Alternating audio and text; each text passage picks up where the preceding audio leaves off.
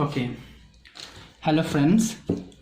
जैसा कि हम लोग लीनियर प्रोग्रामिंग प्रॉब्लम पढ़ रहे थे और लास्ट वीडियो में हम लोगों ने क्वेश्चन देखा है और मैंने कहा था कि आप 12.1 बना लीजिएगा, कंप्लीट कर लीजिएगा, बन जाएगा। अगर कोई प्रॉब्लम होता है तो आप मुझसे कमेंट पूछ सकते हैं। आज हम लोग स्टार्ट करेंगे डाइट प्रॉब्लम, ठीक है। इस तरह का प्रॉब्लम इम्पोर्टेंट माना जाता है, तो हम लोग आज इसी को देखेंगे। तो मैंने क्वेश्चन लिया है डाइट प्रॉब्लम। क्वेश्चन पढ़ते हैं।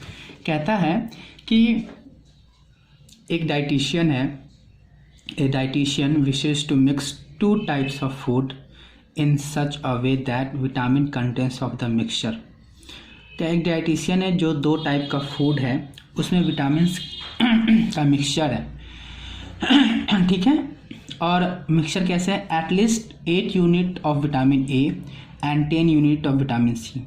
कम से कम उसमें 8 यूनिट ऑफ विटामिन ए है और 10 यूनिट क्या है? विटामिन सी। फूड वन कहता है, हम मार्क कर लेंगे कि कौन कितना यूनिट है ताकि हमें लिखने में बाद में आसानी हो।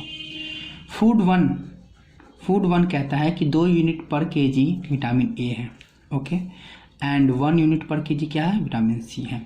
फूड टू कितना है? 1 यूनिट पर केजी विटामिन ए है एंड 2 यूनिट पर केजी क्या है? Vitamin C. कहता है कि it cost 50 rupees per KG है, मतलब 50 रुपये पर केजी में उसका कॉस्ट है फूड वन का, ओके। और 70 रुपये क्या है? 70 रुपये पर केजी क्या है? ये फूड टू है, ओके। तो क्या करना है? Formulate this problem as a linear programming problem and minimise. ये मिनिमाइज द कॉस्ट, हमको क्या करना है? कॉस्ट को मिनिमाइज करना। ये इंपॉर्टेंट है, यहाँ पर हम ज़रूर मार्क करेंगे कि हमें निकालना क्या है। तो हमको कॉस्ट का मिनिमाइजेशन निकालना है, यानी जेड मिनिमम निकालना है। ये हमारा प्रॉब्लम है। इसको हम लोग ये तो हो गया मतलब क्वेश्चन। इसको हम लोग क्या करेंगे? फॉर्मुलेट करेंगे, मतलब इसको हम लोग मैथमेटिकल फॉर्म में लिखेंगे, कांस्टेंट में लिखेंगे, ठीक है। तो इसको हम कैसे लिखेंगे? कुछ इस तरह से। कैसे लिखेंगे? सबसे पहले देखिए, एक डाइटिशियन है, उसके पास 2 टाइप का फूड है, ठीक है। फूड कितना है? 2 टाइप का, food one and food two. तो क्या हो जाएगा? एक हो जाएगा फूड वन और क्या है? फूड टू, ठीक है। फूड वन फूड टू लिखने के बाद हम लाइन ड्रॉ करेंगे एक, ओके। लाइन ड्रॉ कर लिए। अब कहता है कि एक dietitian mix 2 types of food, तो 2 टाइप्स ऑफ फूड हो गया। Such a way that vitamin contents mixture at least 8 unit vitamin A और 10 लीटर ऑफ विटामिन सी। तो एक विटामिन ए है और क्या है? एक विटामिन सी है। अब देखेंगे कौन कितना है। तो बोल रहा है कि फूड वन जो है, यहाँ फूड वन लिखा हुआ है कि ये जो फूड वन जो है कंटेन्स 2 यूनिट पर केजी विटामिन ए। तो विटामिन ए कितना है? 2 यूनिट पर केजी। तो चूंकि ये यूनिट पर केजी है इसलिए हम लोग यहाँ यूनिट पर केजी लिख देंगे, ओके। यहाँ सिर्फ 2 ही लिखेंगे। फिर उसके बाद एंड 1 यूनिट पर केजी विटामिन सी है। फूड वन कंटेन्स 2 यूनिट पर KG vitamin A. Food one में विटामिन ए इतना है एंड 1 यूनिट पर केजी विटामिन सी है। सी में कितना है? 1। तो यहाँ भी यूनिट पर केजी। क्यों यूनिट पर केजी? क्योंकि यहाँ लिखा है 1 यूनिट पर केजी विटामिन सी है, ओके। अब फूड टू में चलते हैं। फूड टू कंटेन्स क्या? 1 यूनिट पर केजी विटामिन ए। तो फूड टू है ये 1 यूनिट पर केजी विटामिन ए हो गया। अच्छा, फूड टू, अच्छा 2 यूनिट पर केजी विटामिन सी है। तो फूड टू में 2 यूनिट पर केजी क्या है? Vitamin C. तो हमने सी में लिख दिया, ओके। अब क्या कह रहा है? कहता है कि जो कॉस्ट है वो 50 रुपीज़ पर केजी है और 70 रुपीज़ पर केजी परचेज। अब उसके बाद हम लोग क्या लिखेंगे? यहाँ लिखा हुआ है कि एटलीस्ट 8 यूनिट ऑफ विटामिन ए, यानी ये जो विटामिन ए है वो 8 यूनिट है, मतलब एटलीस्ट का कंडीशन। अवेलेबिलिटी लिखते हैं इसको, क्या लिखेंगे? इसको लिखेंगे अवेलेबिलिटी,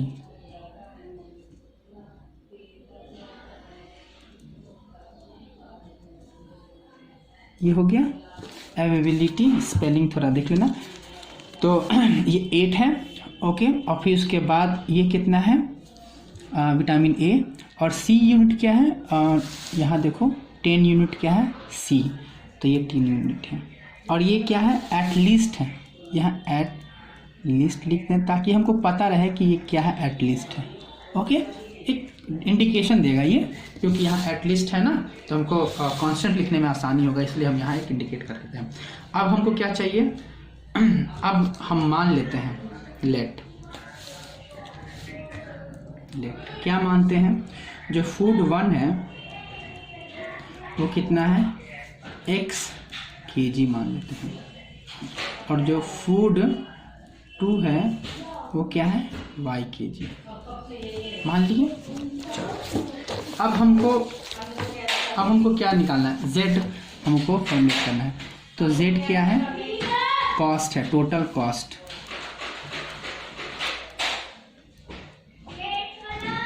है ना।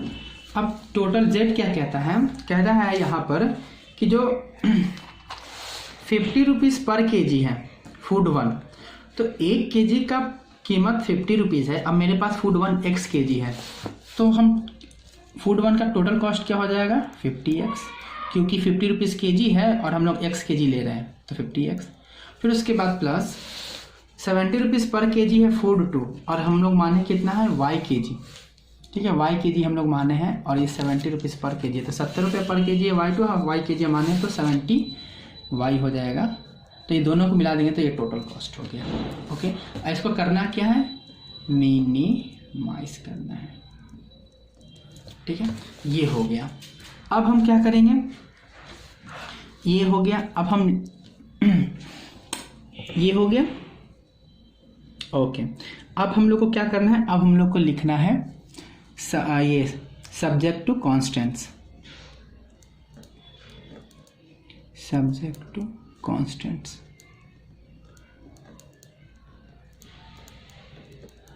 सब्जेक्ट ऑफ कॉन्स्टेंट्स में क्या लिखेंगे, तो ये देखो, तो ये x है और ये y है ना, ये x माने है, ये y माने है, तो ये क्या हो जाएगा, ये 2x प्लस y हो जाएगा ना, क्या हो जाएगा, 2x, क्या हो जाएगा, 2x प्लस y। और एट लीस्ट है कहने का मतलब ये ग्रेटर देन इक्वल टू 8, ये कम है, तो इसके साइड एट लीस्ट यानी कम है, तो इसके साइड का मुंह बंद रहेगा, यहाँ ध्यान देना। अगर एट मोस्ट रहता तो ये खुला रहेगा, ये खुला रहेगा। अगर बोल रहा है एट लीस्ट है तो ये कम है, तो ये कम है तो ये छोटा डालेंगे, है ना। अगर एट मोस्ट आता तो ये ओपन हो जाता है, ये बड़ा डाल देते हैं, ओके। तो ये ध्यान देना। उसके बाद क्या है, उसके बाद कह रहा है कि क्या है, x plus 2y at least कितना है, 10 यूनिट, ओके। और फिर x greater than equal to 0, y greater than 0। x greater than equal to 0, y greater than equal to 0 क्यों होगा, क्योंकि जब भी हम फूड x क्या माने, फूड 1 माने हैं, और y क्या माने, फूड 2 माने हैं, तो ये जब भी होगा तो 1 से बड़ा ही होगा, 0 से बड़ा होगा, क्योंकि फूड 1 कितना केजी, 1 केजी खरीदेगा, 2 केजी खरीदेगा, 10 केजी खरीदेगा, 5 केजी खरीदेगा, मतलब कुछ पॉजिटिव वैल्यू होगा। तो इसीलिए हम लोग यहाँ x greater than 0, y greater than 0 लिखे हैं, ठीक है। तो हमारा एक इक्वेशन ये, एक इक्वेशन ये, 2, 1, 2, 3 और ये 4, हर एक क्वेश्चन में ये 4 इक्वेशन बनना चाहिए, किसी भी फिजिबल रीजन को तैयार करने के लिए, बनाने के लिए, और उसका कॉस्ट निकालने के लिए। ये 4 पॉइंट, 1, 2, 3 या ये 4। अगर मान लो कि किसी क्वेश्चन में 3 इक्वेशन बनता है तो एक इक्वेशन और बढ़ जाएगा, ठीक है। तो ये हम लोग को ध्यान देना है कि जब भी हम इस टाइप का प्रॉब्लम बनाएं तो सबसे पहले हम उसको फ्रेमिंग करेंगे कि वो कैसे, उसको डाटा को लिखेंगे कुछ इस तरह से। उसके बाद हम सब्जेक्ट ऑफ कॉन्स्टेंट्स लिखेंगे, और इतना करने के बाद हम लोग जो पहले बनाए हैं, जो हम लोग पहले सीखे हैं, उसके बाद वैसा ही हम लोग करेंगे, ठीक है। तो हम लोग अब तो नॉर्मल अब तो बन जाना चाहिए, लेकिन फिर भी मैं इस सवाल को सॉल्व करता हूँ, आप लोग देखिए। तो अब हम लोग क्या करते हैं ना, अब हम क्या करेंगे, अब हम लोग इसका इक्वेशन लिखेंगे, तो क्या हो जाएगा, 2x plus y is equal to 8, 1 हो गया। x plus 2y equal to 10। ठीक है, तो ये हो गया ऐसे।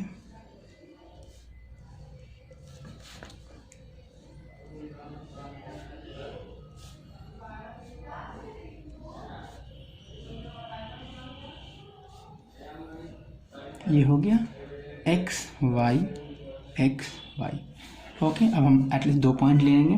तो हम x इक्वल टू 0 रखते हैं तो y equal to 8, x equal to अगर हम 2 रखते हैं तो y इक्वल टू 4 हो जाएगा, है ना।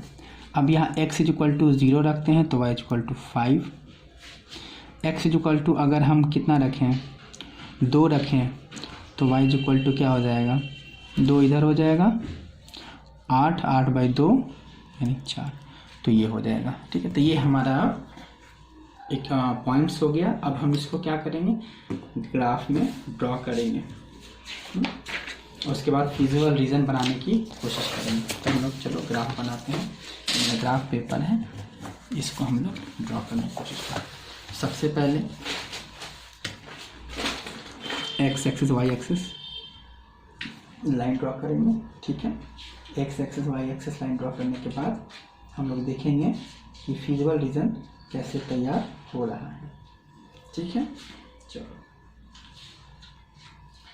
तो सबसे पहले हम इसमें x axis y axis line draw करते हैं।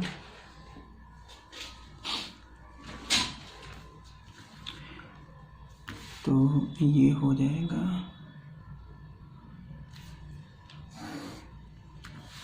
दिख रहा है आई थिंक सो। ये हो गया हमारा वाई एक्सिस, ये हमारा हो गया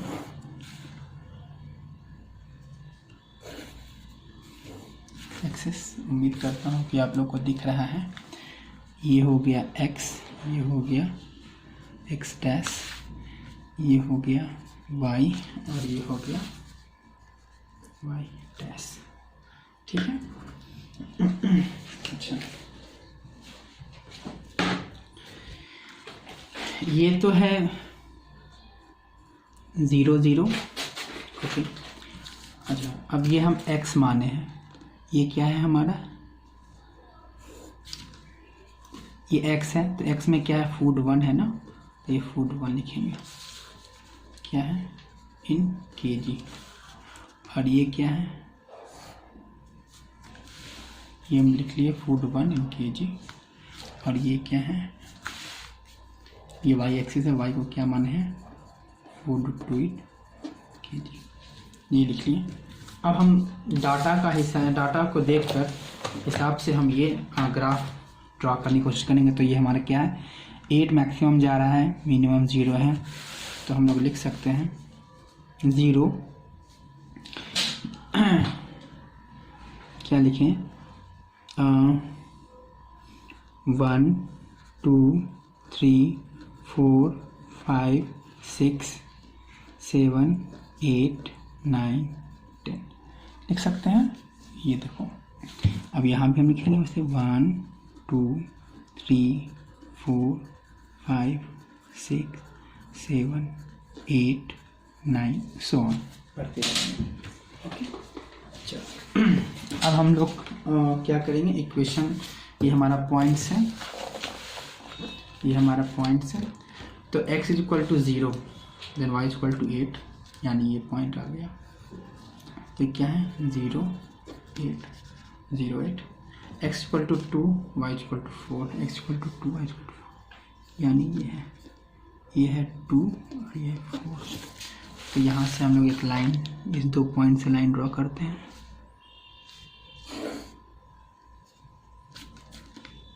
तो ये हो गया एक, ये हो गया, ये हमारा लाइन हो गया। और इसका क्या इक्वेशन है, इक्वेशन हम लोग लिख लेंगे। ये इक्वेशन जो है 2x plus Y equal to 8 है ना। एक और लाइन है x plus 2y equal to 10। तो इसका क्या है, x equal to 0 y equal to 2, x equal to 0 y equal to 5, sorry ये 5 है ना। यहाँ ये क्या हो जाएगा 0 and 5, x equal to 2 y equal to 4, ये पॉइंट। ओके, तो ये हमारा ये हो गया।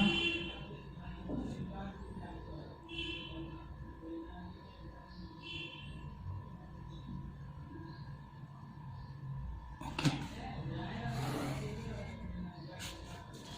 तो एक ये लाइन, ये हो गया ये हमारा। और इस लाइन का क्या इक्वेशन है, x plus 2y equal to 10। अच्छा, अब ये हो गया। अब हम लोग को फिजिबल रीजन क्रिएट करना है, मतलब फिजिबल रीजन बनाना है। तो सबसे पहले हम कांस्टेंट देखेंगे फिजिबल रीजन के लिए। तो कांस्टेंट देखें, x 2x plus y greater equal to 0। तो कौन सा लाइन है, ये वाला लाइन है। इसका दो रीजन है, एक ये रीजन, एक ये रीजन। तो हम लोग ये रीजन में चेक करते हैं। तो ये रीजन में क्या 0 0, तो 0 0 हम डाल दिए। तो 0 0 ग्रेटर देन 8 है, 0 बड़ा है 8 से, नहीं बिल्कुल गलत है। इसका मतलब ये रीजन होगा, ये रीजन होगा। इसका मतलब ये होगा, ये होगा, ये होगा, ये होगा। ठीक है, ऐसे x plus y greater than equal to 10। तो ये वाला है ये लाइन।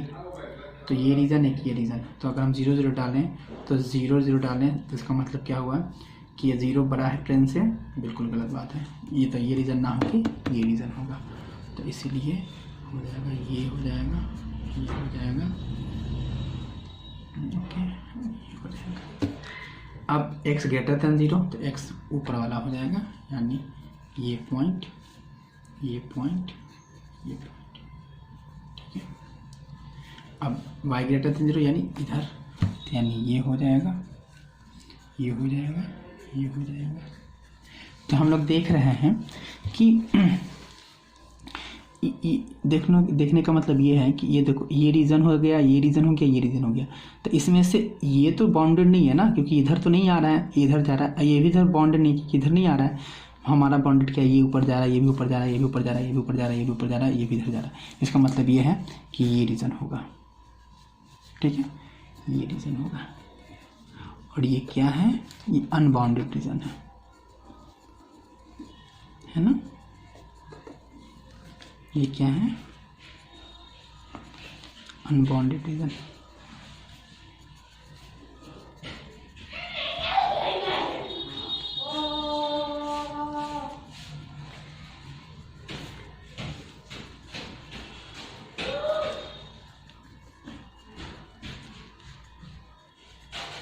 ये हम लोग का हो जाएगा, ये हमारा फिजिबल रीजन है।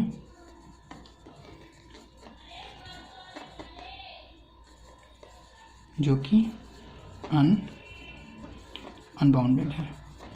ओके, अब फिजिबल रीजन को हमको क्या करना है, मिनिमाइज करना है ना। हम लोग को क्या करना है, मिनिमाइज, यानी मिनिमम कॉस्ट निकालना है, टोटल कॉस्ट निकालना है, जो कि मिनिमाइज होना, मिनिमम होना चाहिए।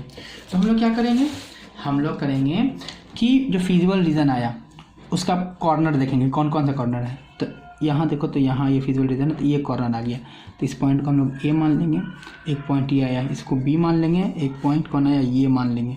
तो ये कितना है, ये सी है ना। और ये क्या है, ये x equal to 10, y equal to 0।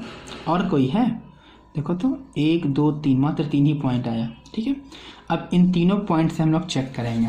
ठीक है, लेकिन अनबाउंडेड रीजन का कुछ स्पेशल कैरेक्टर होता है। क्या होता है स्पेशल कैरेक्टर,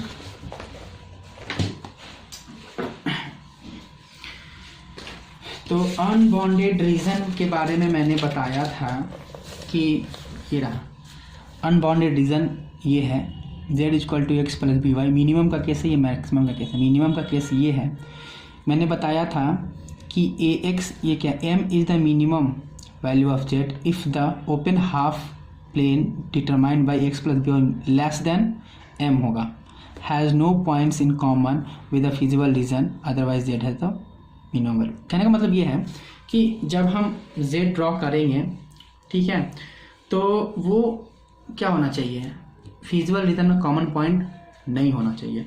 अगर फिजिबल रीजन में कॉमन पॉइंट होगा तो इसका मतलब नो सोल्यूशन, कोई मिनिमम कॉस्ट नहीं होगा। लेकिन अगर कोई अलग से, मतलब कोई लाइन, वो लाइन है जो जेट वाला जो लाइन होगा, वो फिजिबल रीजन में कॉमन पॉइंट नहीं होगा, अलग से गुजरेगा, तो वो जो z वैल्यू होगा वही मिनिमम पॉइंट होगा। तो उसको हम लोग देखते हैं कि वो क्या है। तो सबसे पहले हम लोग पॉइंट्स लिखते हैं, ठीक है। ये हमारा क्या है, ये पॉइंट्स है, और ये हमारा क्या है, z, that is total cost, ठीक है। ये है कितना, ये टोटल कॉस्ट है हमारा 50x + 70y, okay, 50x + 70y। और हमारा जो पॉइंट्स निकल के आया है वो a पॉइंट है कितना 08, b पॉइंट है कितना 24, और एक c पॉइंट है कितना 10। अब हम लोग z का मान निकालते हैं। तो z क्या हो जाएगा, 0 है, और तो 0 हो गया, और 8 × 56 560। इसमें क्या हो जाएगा 100, और 7 दूनी 7 चौको 28, 280, 0 8 380, ठीक है। सी पॉइंट क्या हो जाएगा, तो 50 × 10 500, और ये 0। तो मिनिमम क्या है, ये मिनिमम है। लेकिन अगर ये अनबाउंडेड रीजन रहता, ये बाउंडेड अगर रीजन रहता तो ये मेरा आंसर हो जाता, लेकिन अनबाउंडेड रीजन है। जब अनबाउंडेड रीजन है तो हम लोग क्या जानते हैं, अनबाउंडेड रीजन है, अनबाउंडेड रीजन है तो ये हम लोग चेक करना पड़ता है, और हम लोग देखते ही ये कंडीशन लगाते हैं x + by लेस देन क्या होगा, m होगा। तो इसलिए हम लोग लिखेंगे z क्या हो जाएगा 50x + 70y less than m क्या है, m क्या है यानी z, इसको हटा दो, ठीक है, लेस देन m। और ये कितना है, z हम कितना निकाले हैं, यानी 50x + 70y less than z कितना है 380, ठीक है। अब हम इस पर हम क्या करेंगे, पॉइंट निकालेंगे। पॉइंट निकालेंगे मतलब एक लाइन ड्रॉ करेंगे, कैसे, तो इसको हम लिख सकते हैं, देखो तो 5x + 7y लेस देन 38 लिख सकते हैं ना। हाँ, 0 कॉमन लेके कैंसिल किए, तो यहाँ से एक इक्वेशन हो जाएगा ऐसे। इसको हम ऐसे भी लिख सकते हैं, सिंप्लीफिकेशन के लिए x + 7y = 38 लिख देते हैं, ताकि हम लोग को एक लाइन ड्रॉ कर सकें x y, ठीक है। तो अगर हम लोग x = क्या लेते हैं, x = अगर मान लो कि 2 ले लेते हैं, ठीक है, देन y = क्या हो जाएगा, तो x = 2, तो 5 दूनी 10, 7y, और 10 माइनस किया तो 28, यानी y = क्या हो जाएगा 4, तो ये हो जाएगा 4, ओके। अगर हम x = कितना लेते हैं, अगर मान लो कि x = हम क्या लें 0, x = अगर हम लोग 0 लें तो y = क्या हो जाएगा, x = 0 लेते हैं तो y = जो होगा 38/7, 7 चौको 28, 7 × 5 = 35, 7 × 42, 7 × 5 = 35 हो गया 38, तो ये हो जाएगा 7 × 5 = 35, और 36 37 38 3 है ना, 30 पॉइंट में आएगा 38 हासिल 3, और 0.0, 7 चौको 28, 7 चौको 28, और ये हो जाएगा 2, 7 दूनी 14, तो इस तरह से 43 लगभग 3.43, तो मान लो कि यहाँ लिख दें 3.43, ओके। चलो अब हम लोग क्या लाइन ड्रॉ करेंगे, और मैंने ये भी बताया था कि जो अनबाउंडेड रीजन होता है वो क्या होता है, ये डॉटेड लाइन से ड्रॉ किया जाता है, ठीक है। तो सबसे पहले हम लोग देखते हैं x = 2, y = 2, x = 2, y = 4, तो x = 2, y = 4, यानी ये पॉइंट। दूसरा क्या है, x equal to 0, y equal to 3.43, तो 3 क्या हो जाएगा 43।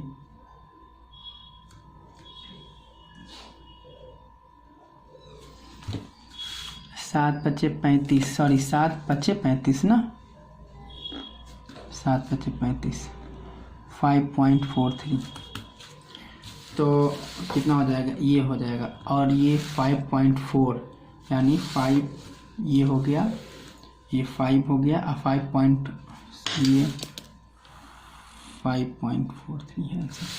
तो 5.4, तो 4.4 यहाँ लगभग यहाँ पर ये, ठीक है। तो ये कितना है 0, 5.43।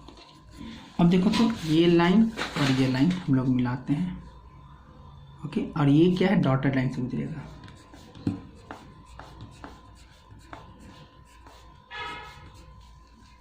ठीक है। तो ये क्या है, डॉटेड लाइन, ओके। और ये इसका इक्वेशन क्या है, ये जो है वो है कितना 50x + 70y क्या लेते हैं 380, ठीक है। अच्छा, अब हम लोग क्या देखते हैं, ये जो लाइन है ये अनबाउंडेड रीजन में कॉमन नहीं है, किसी एक पॉइंट में भी कॉमन नहीं है। मतलब ये पॉइंट छोड़ दो, तो ये रीजन हो गया ना, ये तो लाइन है, ये रीजन है, तो इसमें तो इससे होकर गुजर नहीं रहा है, इस रीजन से नहीं गुजर, इसके साइड से होकर गुजर रहा है, मतलब इसके बगल से होकर गुजर रहा है। इसका मतलब ये है कि ये जो लाइन है इस बाउंडेड रीजन में कॉमन नहीं है। इसका मतलब ये हुआ अगर कॉमन नहीं है तो जो जेड पॉइंट आया है वही उसका मिनिमम वैल्यू होगा, और ये हमारा आंसर हो जाएगा, ठीक है। तो हेंस क्या लिखेंगे, हेंस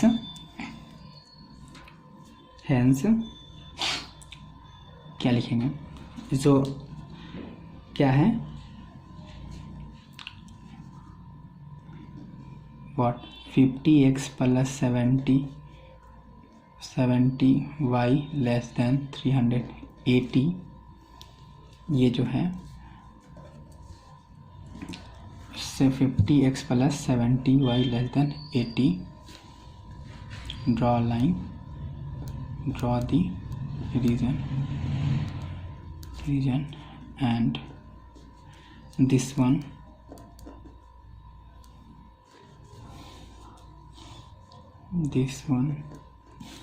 देखो रीज़न हम कह रहे हैं, इसका मतलब ये हुआ कि हम चेक करेंगे कि ये रीज़न ये है कि ये है, ये अगर ये रीज़न होगा तो कॉमन होगा, ये रीज़न होगा तो कॉमन नहीं होगा। तो क्या होगा, हम 0 0 मान पुट करते हैं, 0 0, तो ये 0 आ जाए, और 0 क्या है < 380। इसका मतलब ये हुआ कि हम इस रीज़न की बात करेंगे, इस रीज़न की बात करेंगे। तो ये जो हो गया इस रीज़न में आया, तो इस रीज़न से तो बिल्कुल अलग है, कॉमन नहीं है। ये हमारा क्या है, ये हमारा इस रीज़न में है ना, इस रीज़न में ये तो हमारा अलग हो गया ना। तो इसमें हमारा बॉन्डेड, इसमें नहीं, अनबॉन्डेड में हमारा कॉमन एक भी पॉइंट नहीं। इसका मतलब ये हुआ कि जो जेड पॉइंट आ रहा है, जेड पॉइंट कितना मिनिमम कितना पॉइंट पर आ रहा है 2 और 4 पर आ रहा है, इस मिनिमम पॉइंट पर। तो ये जो मिनिमम पॉइंट होगा, यही जो पॉइंट होगा ये मिनिमम हो जाएगा, ठीक है। तो since the draw the region and this one has no common points, so z is equal to 380 is minimum cost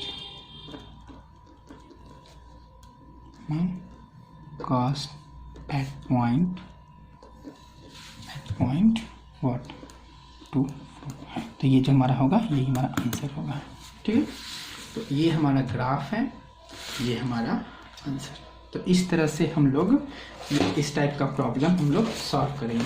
तो ये जो प्रॉब्लम था ये डाइट का प्रॉब्लम था, जिसको मैंने सॉल्व किया। आप इसे फिर से देखिए, समझिए, और उसके बाद आगे क्वेश्चन ट्राई कीजिएगा आप लोग, ठीक है। मैं बनाऊंगा और क्वेश्चन मैं सॉल्व करूंगा, लेकिन फिर भी आप तो जो क्वेश्चन बनता है उस क्वेश्चन को सॉल्व करने की कोशिश कीजिएगा तो ज़्यादा बेटर है। अब आप उस लेवल में पहुंच गए हैं कि क्वेश्चन आप सॉल्व कर सकते हैं, ट्राई कर सकते हैं, ठीक है।